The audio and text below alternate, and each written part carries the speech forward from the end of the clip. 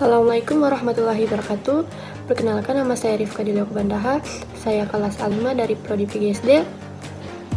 Di sini saya akan memaparkan materi peta konsep untuk memenuhi mata kuliah konsep dasar IPS. Di sini ada beberapa materi. Yang pertama, konsep dasar ilmu sosial. Yang kedua, keterampilan dasar ilmu sosial. Ketiga, individu, keluarga, dan masyarakat. Keempat, kemajemukan. Baik, yang pertama itu pengertian ilmu sosial. Dalam struktur disiplin ilmu, baik ilmu sosial maupun ilmu pendidikan, belum ada ditemukan nama pendidikan IPS sebagai subdisiplin ilmu. Namun demikian, ilmu sosial tetap menjadi konten utama untuk pendidikan IPS. Yang kedua adalah karakteristik ilmu sosial. Ada beberapa macam, yaitu yang pertama, berbagai batang tubuh disiplin ilmu sosial yang diorganisasikan secara sistematis dan ilmiah.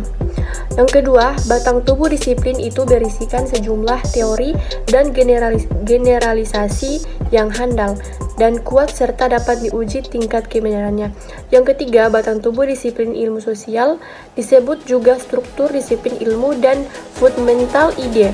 Yang keempat, teori dan generalisasi dalam struktur disebut pola pengetahuan yang dicapai lewat pendekatan konseptual dan sintaksis, yaitu lewat proses bertanya, berhipotesis, pengumpulan data atau observasi, dan eksperimen. Yang ketiga, kedudukan ilmu sosial dalam ilmu.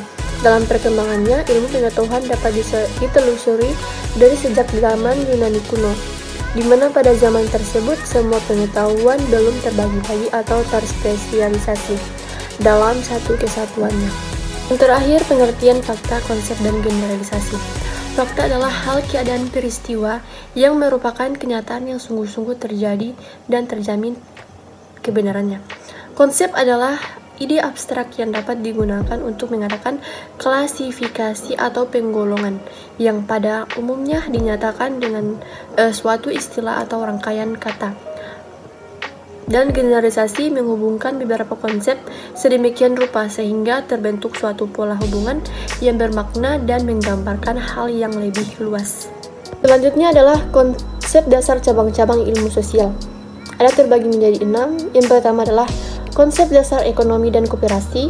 Kedua, konsep dasar politik dan pemerintah. Yang ketiga, konsep dasar sejarah. Yang keempat, konsep dasar geografi. Kelima, konsep dasar antropologi. Yang keenam, konsep dasar psikologi. Terus selanjutnya adalah keterampilan dasar dalam ilmu sosial. Ada beberapa macam. Yang pertama itu bertanya, kedua memperoleh informasi, ketiga menganalisis informasi, keempat menyajikan informasi, kelima memanfaatkan informasi, keenam menyusun, dan terakhir menguji. Selanjutnya adalah pengertian individu, keluarga, masyarakat. Individu bukan berarti manusia sebagai suatu keseluruhan yang tidak dapat dibagi, melainkan sebagai kesatuan yang terbatas, yaitu sebagai manusia perorangan. Individu adalah seorang manusia yang tidak hanya memiliki peranan khas di dalam lingkungan sosialnya, melainkan juga mempunyai kepribadian serta pola tingkah laku spesifik dirinya. Baik, selanjutnya adalah keluarga. Keluarga adalah sekelompok orang yang mendiami sebagian atau seluruh bangunan yang tinggal bersama dan makan dari satu dapur, yang tidak terbatas pada orang-orang yang mempunyai hubungan darah saja, atau seseorang yang mendiami sebagian atau seluruh bangunan yang mengurus keperluan hidupnya sendiri.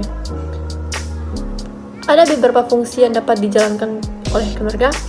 Yang pertama itu, dalam hal ini tugas keluarga adalah mendidik dan menyekolahkan anak untuk mempersiapkan kedewasaan dan masa depan anak bila kelak dewasa. Baik, yang berikutnya adalah masyarakat yang terakhir. Dalam bahasa Inggris, masyarakat disebut society.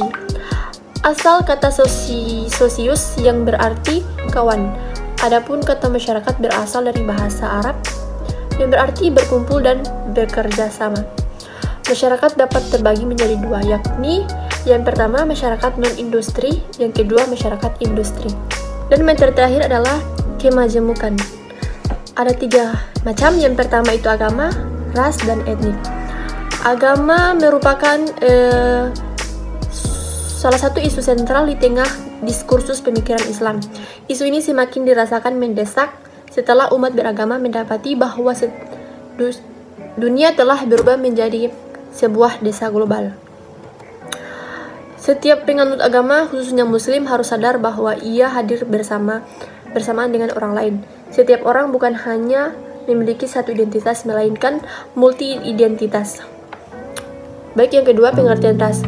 Ras adalah kategori individu yang secara turun-temurun memiliki ciri fisik dan biologis tertentu.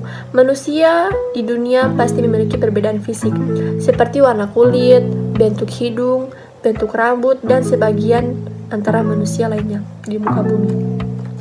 Dan yang terakhir, pengertian etnik. Etnik adalah sekumpulan manusia yang memiliki kesamaan ras, adat, agama, bahasa, keturunan, dan memiliki sejarah yang sama, sehingga mereka memiliki ketertarikan sosial. Sementara itu, pengertian mampu menciptakan sebuah sistem budaya dan mereka terikat dalamnya.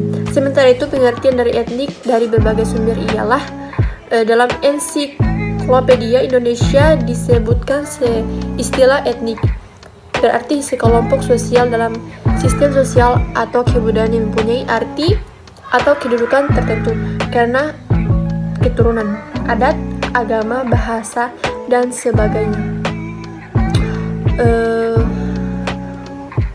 Adapun pola-pola hubungan antar etnik.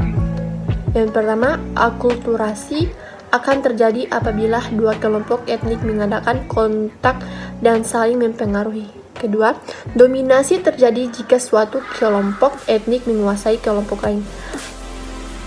Sekian penjelasan materi dari saya, lebih dan kurangnya saya mohon maaf. Billahi taufiq wal hidayah. Wassalamualaikum warahmatullahi wabarakatuh.